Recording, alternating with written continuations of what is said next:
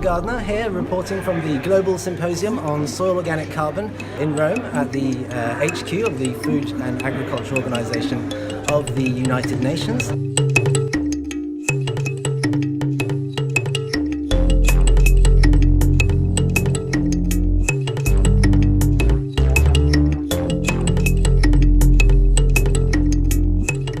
We're here with Kristine Nichols of the Rodale Institute, which is a pioneering research institute in organic farming. They've been going since the 1940s in the US. Hi, Kristine. Hi, how are you? So you're here this morning to give a presentation on smart systems to increase soil organic matter in soils and looking at ecological practices to have smart water usage as well. What did you talk about?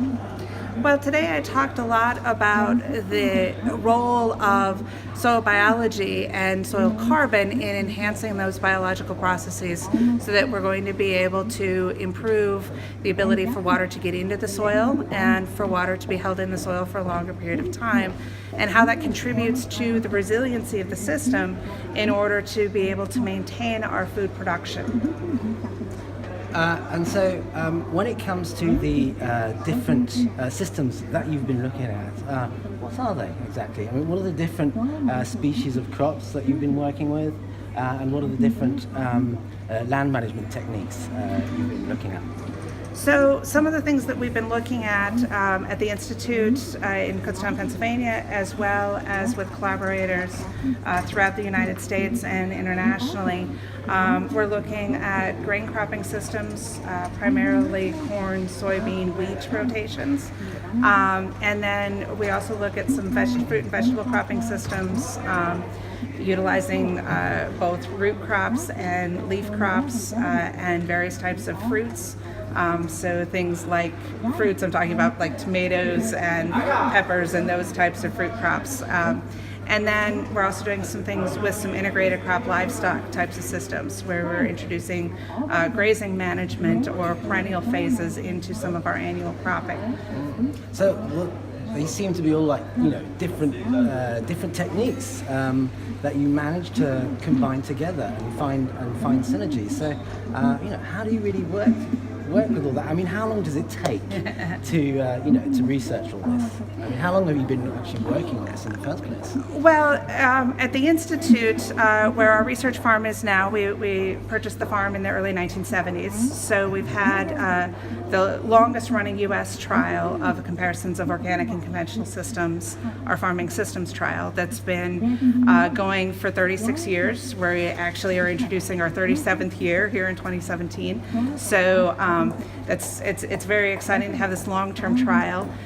Some of our vegetable cropping systems trials that we're doing, we have been doing some work with vegetable cropping for a while, but we're now going to be doing this side-by-side comparison of organic and conventional, and that's starting this year with our first year of crop production this year.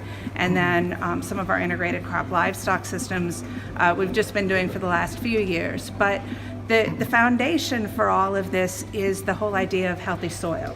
And so when you start with that foundation and the principles for how to achieve healthy soil, the different types of management systems that we're exploring are all just tools that we're utilizing to help to manage the health of the soil and trying to enhance that and see what happens with improving soil health.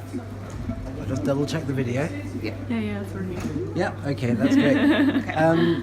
And so, comparing organic to conventional, comparing chemical-free farming, with farming that definitely isn't chemical-free.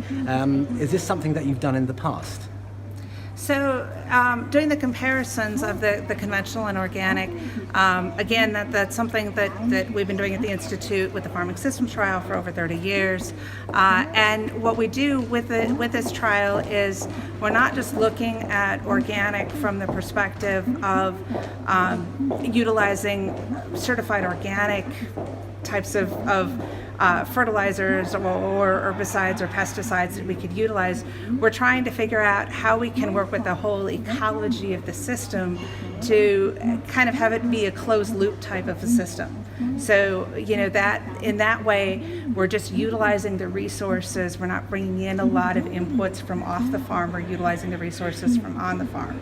And that's why it's important, too, to have the livestock component of things. It provides a source for the compost and manure that we're going to be applying to some of the systems. It also helps with some of the grazing management and weed management that we're doing.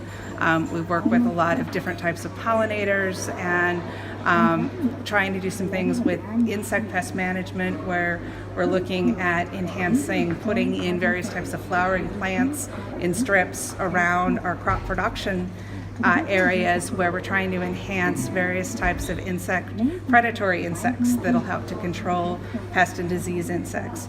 So we're trying to again evolve all of these sort of ecological techniques that have been going on in nature for millennia, for hundreds of millennia, and being able to then see how it is that we could enhance those in a crop production scenario to be able to address things like global food insecurity. So really, really very interesting. But when we come back to soil organic carbon increase,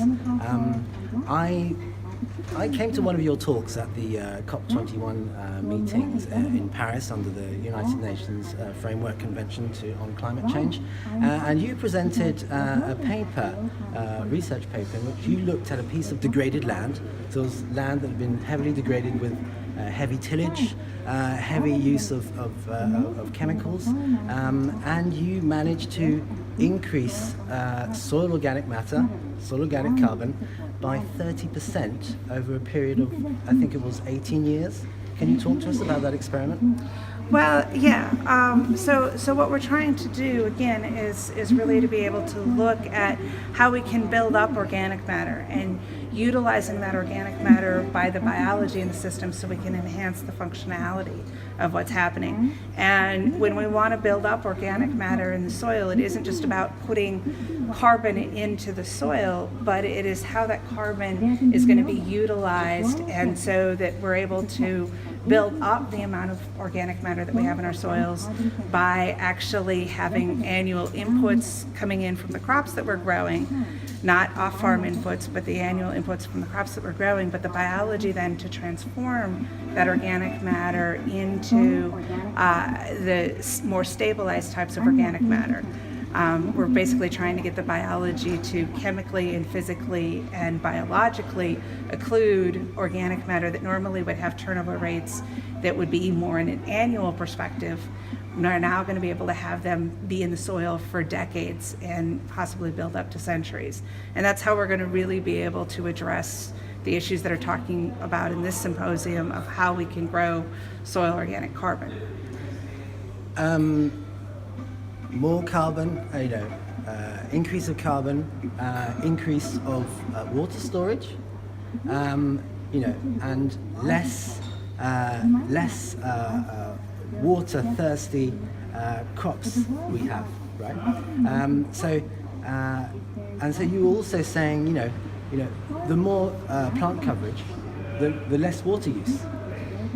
Yes. Yeah. And so are there and so do you use, are we just talking about productive systems, or also systems that aren't productive, plants that aren't productive, that help retain water in the soil, so such as, so I'm thinking about agroforestry systems and so on. Yeah. So what we want to do is we want to be able to utilize essentially the carbon dioxide in the atmosphere and the power of the sun to be transformed by the plants to be putting that carbon into that soil environment. And if you're going to be having things like in agroforestry or in grasslands where you have perennial crops that are going to be doing that, and crops that have different rooting depths and rooting densities, we can start to put carbon deeper into the soils, which is going to help us to retain that carbon for a longer period of time. And you're going to be having sort of this annual, almost continuous influx of carbon, which is really important, again, for the soil biology. In a lot of our annual crop production systems, there's only a few weeks weeks to maybe a couple of months out of the year that there's carbon that's actually going to feeding the biology. And roughly in a handful of healthy soil, there are more organisms than the number of people that live on planet Earth, and all of those organisms need to get fed. And you or I wouldn't like it if all that we got fed was for a few weeks or a couple months out of the year, and then we had to survive the rest of the year without getting food.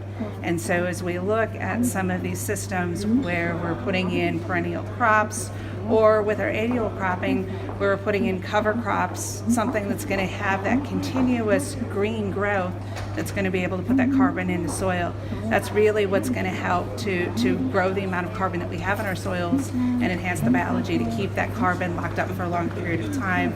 And the biology then help us to manage water and manage nutrients much more successfully.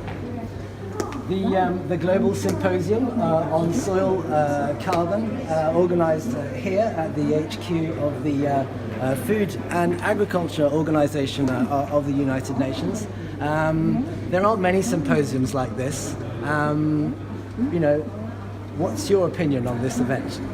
I think that it is great to have this event, and I think that there was a lot of momentum that was started at COP21 in Paris that continues to be carried through, where the United Nations, as well as the global community, is really recognizing soils, and soil as a resource, and soil as a fundamental foundation to our crop production. We've had decades where we've talked about the fact that we need to enhance the amount of crop production that we have. We need to enhance the amount of food that we're growing to address global food insecurity. But it's always been surrounded by high input systems. Let's bring it up to the level of technology and the level of inputs that are utilized a lot in the United States as well as other Western countries. And that isn't what it is that we need to do. And if we look at the soils as the foundation for the resource of where we're going to get clean air and clean water, is that fundamental resource, where we're going to get natural fertility, where we're going to get water availability to the plants, and those fertility to the plants when the plants need them. The soil is the foundation of that. And so connecting global soil carbon to food and agriculture is a natural connection. But for so long, it's been sort of decoupled because food and agricultural production has been confined almost to more chemically intensive types of agriculture, as opposed to what you would get out of enhancing the soil. And so by having this discussion, I think it's very timely from a global climate change perspective, but also very timely for what it is that we need to do to be able to grow food. And again, we've tried this for decades with the high input types of systems. And that's not sustainable, it's not regenerative, it doesn't regenerate the soil resource, it declines the soil resource, contributes more to issues with greenhouse gas emissions, to issues with dirty water and unclean air, with getting pesticides and fertilizers into our water, with getting various types of particles in the air because of the loss of the soil resource and that erosion that's happening because of this chemically intensive agriculture. So again, we need to look at the soil as the foundation, and that's really going to be able to get us to transcend to this agriculture that's going to allow us to not just feed the world, but also make sure that we have a healthy planet. Kristine Nichols, thank you very much. This conversation will continue after the Global Symposium. We're quoting yesterday's speech of Patricia Espinosa, the Secretary General of the United Nations Framework Convention on Climate Change, who addressed the crowd here at the Global Symposium, saying that we need to organize all governments and stakeholders on sustainable land management. So we have a lot more coming up there, and we also have potentially in June the Land Degradation Neutrality Fund, which looks at bringing investment funds up to 300 million US dollars. Oh no, sorry, it's euros. 300 million euros. That's right. To sustainable land management practices. And according to the UNCCD, they are not looking to fund the conventional practices, but to look at more indigenous ways of farming. So there's a lot of hope there. The big conversation that is happening here at the Global Symposium hopefully will transcribe to large-scale actions on the ground at a global level. There you go. So I'm Oliver Gardiner, talking for you here from the HQ of the Food and Agriculture Organization of the United Nations here in Rome, signing out. Thank you very much. Thank you.